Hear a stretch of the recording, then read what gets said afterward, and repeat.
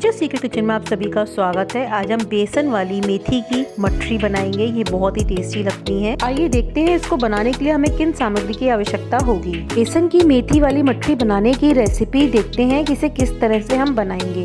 इसके लिए मैंने यहाँ पे 500 ग्राम मैदा और 500 ग्राम बेसन छान के ले लिया है।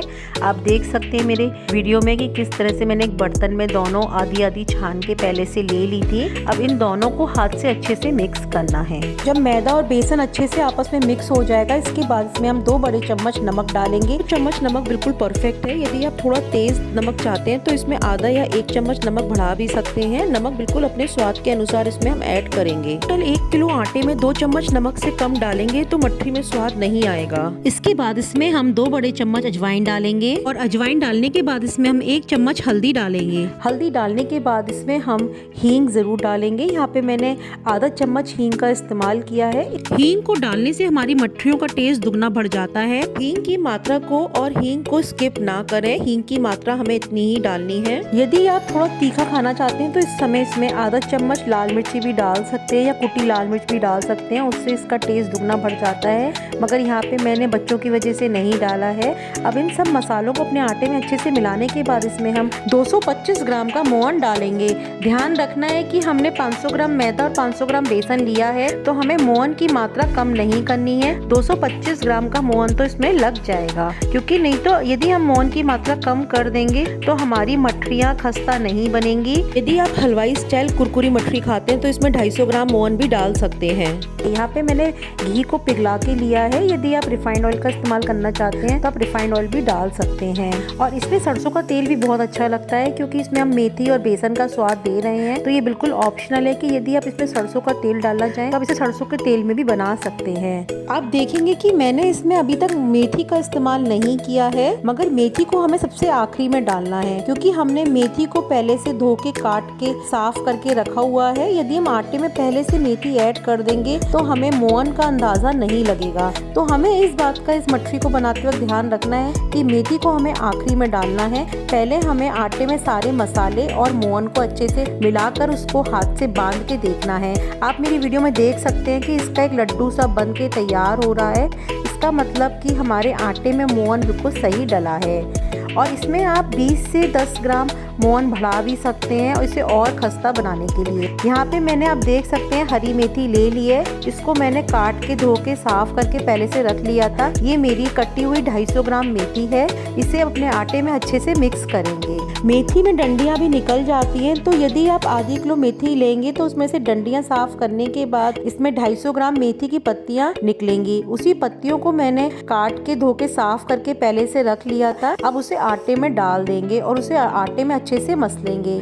मेथी को हमें पहले से नहीं डालना है, हमें आखिरी में ही डालना है। अब उसके बाद इसे आटे को हम गुनगुने पानी से लगा के तैयार करेंगे। हमें इसका एक सॉफ्ट डो बना के तैयार करना है। हमें इसे बहुत ज्यादा हार्ड नहीं करना है, क्योंकि जब हम इसे रेस्ट पे रखेंगे तो बेसन हमारा फूलेगा। इस तरह से हम पूड़ियों का हार्ड आटा लगाते हैं, हमें उसी तरह से इसका एक हार्ड आटा लगा के तैयार रखना है। क्योंकि जब हम मैदा सूजी की मठरी बनाते हैं तो उस आटे को हम पूड़ियों से भी हार्ड आटा लगा के तैयार रखते हैं, जिससे कि उनकी शेप ना बिगड़े और हमारी मठरियाँ बहुत खस्ता बने। इसीलिए मैं आटे को किस तरह से लगाना है बार बार आपको समझा रही हूँ।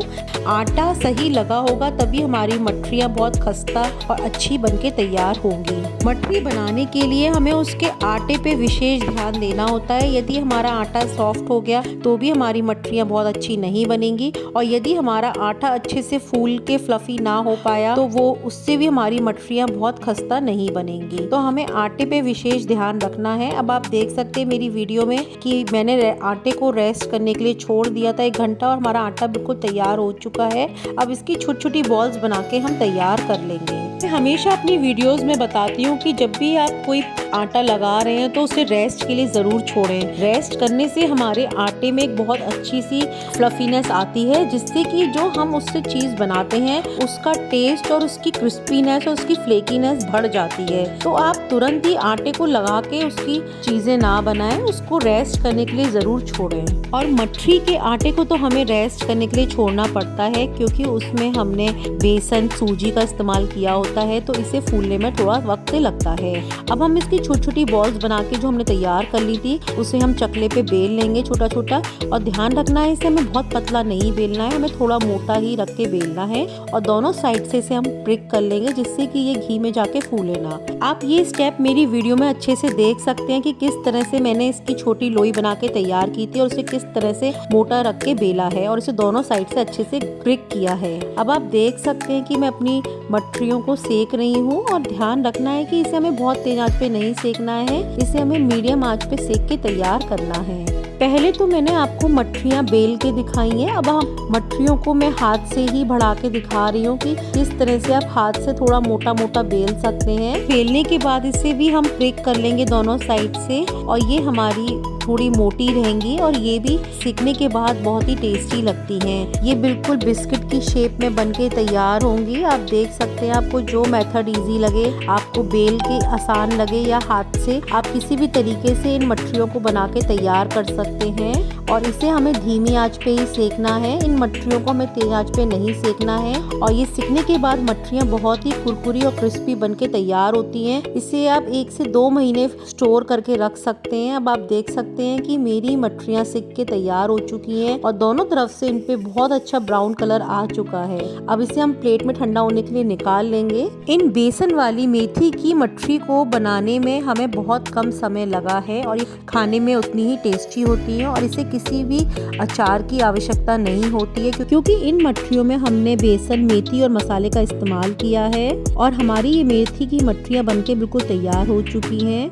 आप मेरी वीडियो में देख सकते हैं कि किस तरह से मैंने इनको दोनों साइड से बहुत अच्छे ब्राउन कलर में सेका है। इसी तरह से हमें इन मठरियों को सेकना है। अब आपको मैं तोड़ के दिखा रही हूँ कि अंदर से कितनी क्रिस्पी और फ्लेकी बनके तैयार हुई है। आप देख सकते हैं मेरी वीडियो में, और आप ये भी चेक कर सकते हैं कि अंदर से बिल्कुल कच्ची नहीं है। यदि आपको मेरी ये बेसन वाली मठरियों की रेसिपी पसंद आए तो प्लीज मेरे चैनल को ज्यादा से ज्यादा लाइक करें, शेयर करें, सब्सक्राइब करें और इंस्टाग्राम पे फॉलो करना ना भूलें। आप मेरी ये वीडियो कहाँ से देख रहे हैं और आपको ये वीडियो कैसी लगी, प्लीज मुझे कमेंट करके जरूर बताएं।